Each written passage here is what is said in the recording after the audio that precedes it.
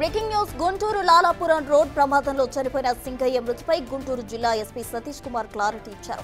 Jagan convoy ముందు వెళ్తున్న వాహనాలు ఢీ కొట్టడంతోనే సింగయ్య చనిపోయారని తెలిపారు. ప్రమాదంలో గాయపడ్డ సింగయ్యను రోడ్డు పక్కన పెట్టి వెళ్లారని తెలిపారు. పోలీసులు గుర్తించి 108 వాహనానికి ఫోన్ చేయడంతో ప్రభుత్వ హాస్పిటల్కు తరలించారని, వైద్యులు పరీక్షించి సింగయ్య చనిపోయినట్టు ధృవీకరించారని తెలిపారు. ఎస్పీ మృతుడి బంధువుల ఫిర్యాదు మేరకు కేసు నమోదు చేసి దర్యాప్తు చేస్తున్నామని ఎస్పీ సతీష్ కుమార్ తెలిపారు. ఇక్కడ ఏటుగూరు రోడ్డు మన ఆంజనేయ స్వామి బొమ్మ దగ్గర ఒక యాక్సిడెంట్ జరిగింది.